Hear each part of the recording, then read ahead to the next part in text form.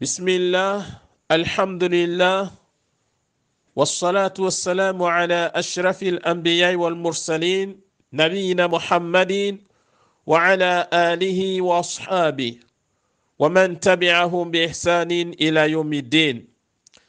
Fassalamu alaykum wa rahmatullahi wa barakatuhu.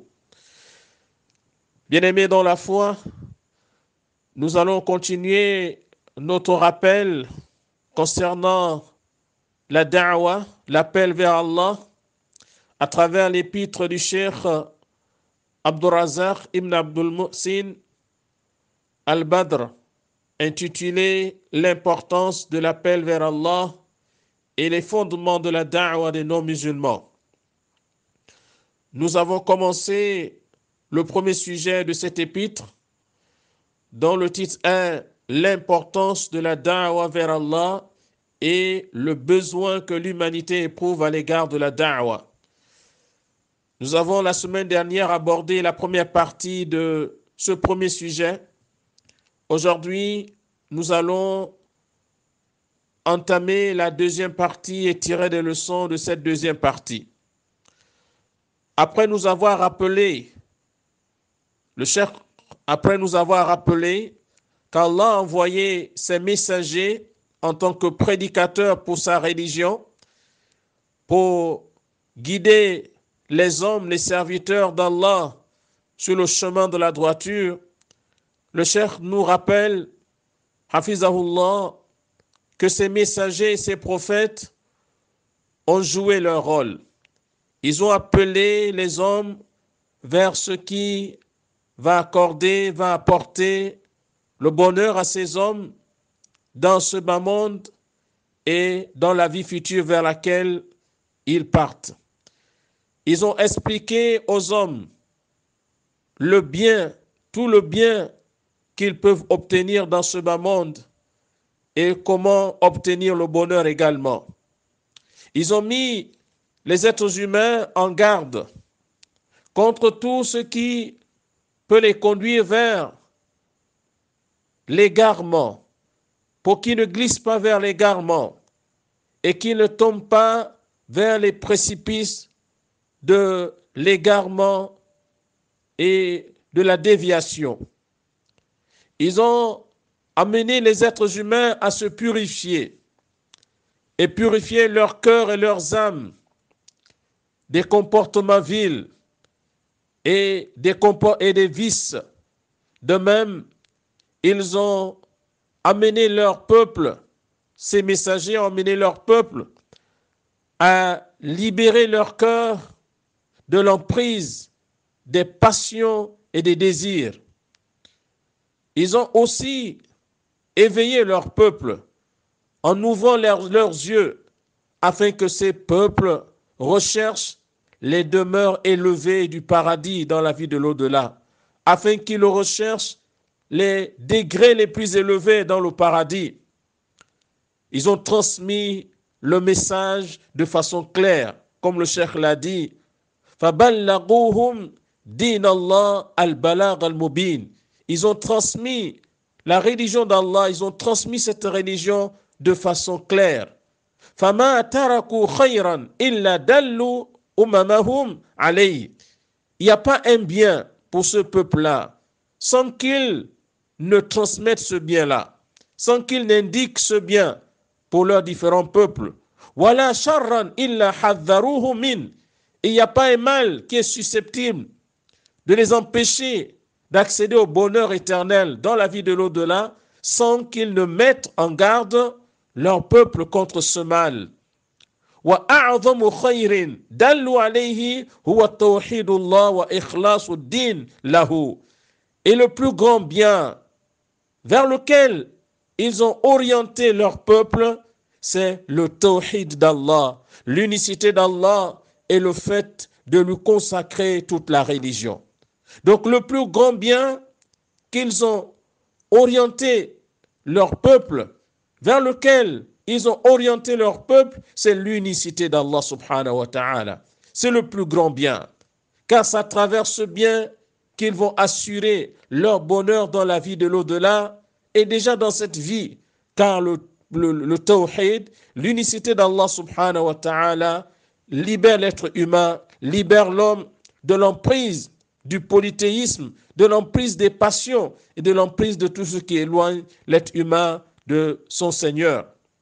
وأعظم شر حذر منه هو الكفر به وإشراك غيره معه. Et le plus grand mal au sujet duquel ils ont mis leur peuple en garde, c'est la mécréance et le fait d'accorder à Allah des associés, de donner à Allah des associés. Donc, il n'y a pas un mal qui est plus grand que celui-là. La mécréance et le shirk billah, le polythéisme.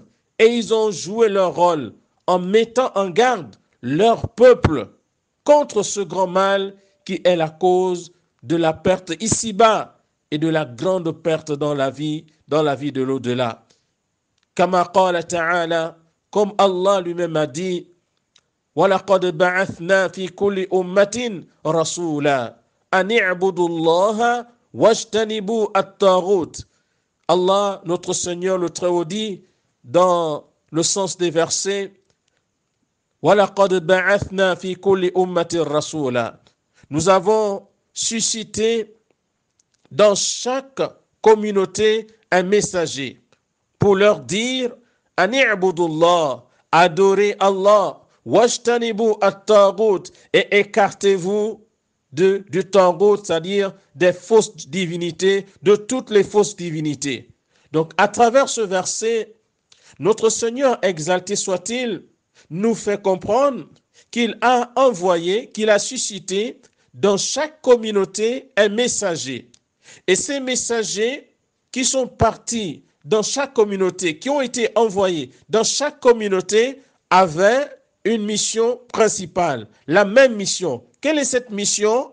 Recommander aux hommes le tawhid, ani abudullah, adorer Allah, donc appeler les hommes à l'adoration exclusive d'Allah subhanahu wa ta'ala, et en même temps inviter les hommes à s'écarter totalement du shirk, washtanibu at-taghut, et écartez-vous des fausses divinités, de toutes les fausses divinités.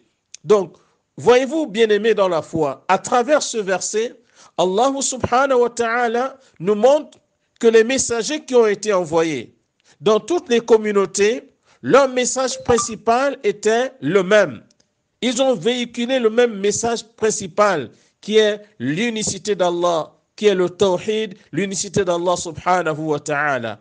Ainsi, ils ont appelé leurs peuples respectifs à consacrer l'adoration à Allah subhanahu wa ta'ala. Mais ils ont en même temps mis en garde leur peuple du polythéisme, contre le polythéisme, en leur demandant de s'écarter totalement du polythéisme. Dans le deuxième verset que le cheikh a rapporté ici, Allah subhanahu wa ta'ala, notre Seigneur, dit وَمَا أَرْسَلْنَا مِنْ قَبْلِكَ مِنْ رَسُولٍ إِلَّا نُوحِي إِلَيْهِ أَنَّهُ لَا إِلَهَ إِلَّا أَنَا فَاعْبُدُونَ. Dans ce deuxième verset de la sourate Al-Anbiya, le verset 25, notre Seigneur, exalté soit-il, dit dans le sens des versets, وَمَا أَرْسَلْنَا مِنْ قَبْلِكَ مِنْ رَسُولٍ. Nous n'avons pas envoyé avant toi un messager, إِلَّا نُوحِي إِلَيْهِ, sans qu'on ne lui révèle, c'est-à-dire sans qu'il ne reçoive cette révélation. Quelle est la révélation? أَنَّهُ لَا إِلَهَ إِلَّا أَنَا. La révélation est la suivante: point de divinité digne d'adoration à part moi, à part Allah subhanahu wa ta'ala. Fa'budun, alors adorez-moi. Voyez ici, ce verset rejoint le premier verset. C'est toujours Allah subhanahu wa ta'ala qui nous montre qu'il a envoyé des prophètes avant le prophète sallallahu alayhi wa sallam avec ce même message. Le message est lequel? Annahu la ilaha illa ana. Point de divinité digne d'adoration à part moi, à part Allah. Donc ici c'est le tawhid, c'est l'unicité d'Allah. Fa'budun, alors adorez-moi. Donc Allah subhanahu wa ta'ala a véhiculé ce message à tous les messagers, à tous les prophètes. Et ces prophètes ont transmis ce message à leur peuple respectif. Chaque prophète a transmis ce message-là à son peuple. Et c'est le message le plus important et c'est le message qui est la clé du succès pour tous les peuples. C'est l'unicité d'Allah subhanahu wa ta'ala. Dans le troisième verset que le cheikh a rapporté ici dans Surat Al-Hadid, Allah subhanahu wa ta'ala dit لقد أرسلنا رسلنا بالبينات وأنزلنا معهم الكتاب والميزان ليقوم الناس بالقسط. Dans ce verset de la sourate Al-Hadid, Allah subhanahu wa ta'ala dit لقد أرسلنا رسلنا بالبينات. C'est nous qui avons envoyé effectivement nos messagers avec des preuves manifestes, des preuves explicites. Ensuite, Allah subhanahu wa ta'ala dit, dans le sens des versets, nous leur avons révélé le livre et la balance, c'est-à-dire les préceptes de la justice. Allah a révélé le livre, Allah subhanahu wa ta'ala a révélé le livre, et cela signifie que tous les livres qu'Allah subhanahu wa ta'ala a envoyés, ça fait partie de la révélation. Parmi ces livres, le dernier, comme vous le savez, bien aimé dans la foi, c'est le Coran al-Karim. C'est le dernier livre et le livre qui a gardé son authenticité. Mais avant le Coran al-Karim, il y a des livres qu'Allah a envoyés tels que la Torah, l'Injil qu'il a envoyé aux messagers qui sont venus avant le prophète alayhi salatu wassalam. Mais ces livres ont été envoyés avec le même objectif, avec le même but. C'est pour amener les hommes à établir la justice. À établir la justice. C'est pourquoi Allah subhanahu wa ta'ala dit لِيَقُومَ النَّاسُ بِالْقِسْطِ, pour qu'ils établissent l'équité, pour qu'ils établissent la justice, pour qu'ils jugent entre eux avec la révélation d'Allah subhanahu wa ta'ala. Allah donc, à travers ce verset, nous fait comprendre que le livre qu'il a envoyé à travers les siècles, ces livres avaient pour objectif orienter les hommes, guider les hommes et amener les hommes à juger leurs différends à travers la révélation d'Allah subhanahu wa ta'ala, afin que les hommes établissent la justice et l'équité entre eux. Donc cette révélation, elle est venue non pas seulement pour amener les hommes à l'adoration, c'est-à-dire ne s'occupe pas seulement du côté cultuel, du côté qui concerne l'adoration, la prière, mais la révélation d'Allah est venue englober tous les domaines de la vie. Allah a envoyé ce livre pour que les êtres humains puissent trancher entre eux les différends qu'ils ont, pour les affaires de la vie, pour régir pour régir les lois entre les êtres humains. Ces lois doivent émaner du livre d'Allah subhanahu wa ta'ala, de la parole d'Allah subhanahu wa ta'ala. C'est Allah qui connaît mieux ses serviteurs. C'est Allah qui connaît mieux ses créatures. C'est pourquoi il dit Ala ya'lamu man khalaqa. Ne connaît-il pas ce qu'il a créé? Il connaît l'être humain. Il est le mieux placé pour orienter l'être humain vers ce qui est meilleur pour lui dans cette vie et dans la vie de l'au-delà. C'est pourquoi les hommes, pour leur bonheur, dans ce bas monde et dans la vie de l'au-delà, les êtres humains doivent se référer à la parole de leur Créateur, à la parole de leur Seigneur.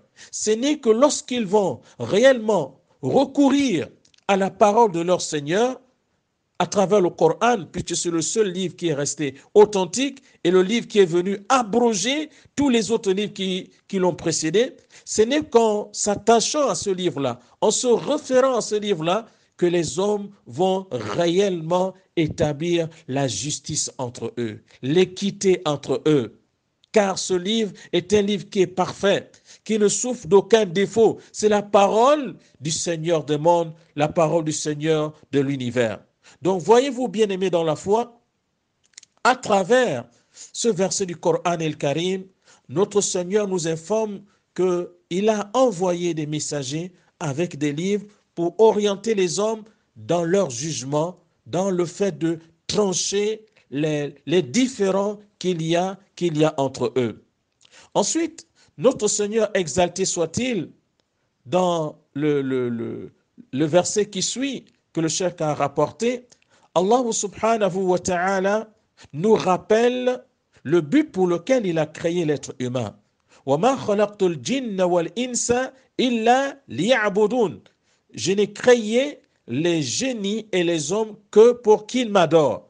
Et ça a été le rôle des messagers. Les messagers sont arrivés pour rappeler à ces hommes le but pour lequel ils ont été créés. Ils ont été créés pour adorer Allah subhanahu wa ta'ala. Et ce but, c'est à travers ce but qu'est l'adoration d'Allah subhanahu wa ta'ala que les êtres humains vont accéder au bonheur dans ce bas monde et dans la vie de l'au-delà. Alors, pour ne pas prendre beaucoup de temps, nous allons résumer ce que nous avons dit aujourd'hui. Nous disons, ce sont les leçons à tirer de l'épître du Cheikh Abdul Razak, Hafizahullah, pour notre deuxième partie d'aujourd'hui. Nous avons retenu principalement 5 leçons. La première leçon que nous tirons de notre rappel d'aujourd'hui, la première leçon est laquelle? C'est nous devons retenir que Allah a envoyé les messagers et ces messagers ont joué pleinement leur rôle. Ils ont effectué leur mission. Ils ont transmis le message d'Allah. Ils ont accompli leur mission. Chaque messager, chaque prophète qui est arrivé, il a accompli la mission qu'Allah lui a transmise. La deuxième leçon, c'est de savoir que le plus grand bien auquel les messagers ont appelé leur peuple, c'est le tawhid. Il n'y a pas un bien qui est plus immense que le tawhid, qui est plus grand que l'unicité d'Allah subhanahu wa ta'ala. Et le plus grand mal contre lequel les messagers ont mis en garde leurs peuples respectifs, c'est le kufr, la mécréance et le shirk, le polythéisme. C'est celle-là la deuxième leçon. La troisième leçon que nous retenons aujourd'hui est qu'Allah subhanahu wa ta'ala a suscité dans chaque communauté un messager. Et ces messagers qu'Allah a envoyés dans ces communautés avaient une même mission. La mission fondamentale de tous les messagers était d'appeler les hommes vers l'unicité d'Allah subhanahu wa ta'ala. Appeler les hommes vers le tawhid qui est l'unicité d'Allah subhanahu wa ta'ala. Donc tous les messagers qui ont été envoyés par Allah subhanahu wa ta'ala, leur mission première était d'appeler les hommes vers l'unicité d'Allah subhanahu wa ta'ala. Quatrième leçon, nous avons retenu que Allah subhanahu wa ta'ala nous a créés pour un but. Ce but noble pour lequel Allah nous a créés, c'est l'adoration. Notre but principal sur cette terre, c'est d'adorer Allah subhanahu wa ta'ala. Le reste est secondaire. Le but principal pour lequel Allah subhanahu wa ta'ala nous a créés, c'est d'adorer Allah subhanahu wa ta'ala. Enfin, la cinquième et dernière leçon, nous retenons que Allah subhanahu wa ta'ala a envoyé les prophètes avec des livres contenant la vérité. Et ces livres ont pour but d'établir la justice et l'équité entre les hommes, afin que les hommes jugent et tranchent leurs différends à la lumière de la révélation d'Allah subhanahu wa ta'ala. C'est pourquoi les hommes, pour accéder au bonheur ici-bas et dans la vie de l'au-delà, ils doivent revenir vers la parole de leur Seigneur. Tout autre système que les êtres humains vont mettre en place, vont créer, ces systèmes ne pourront jamais apporter le bonheur aux êtres humains dans ce bas monde et dans la vie de l'au-delà.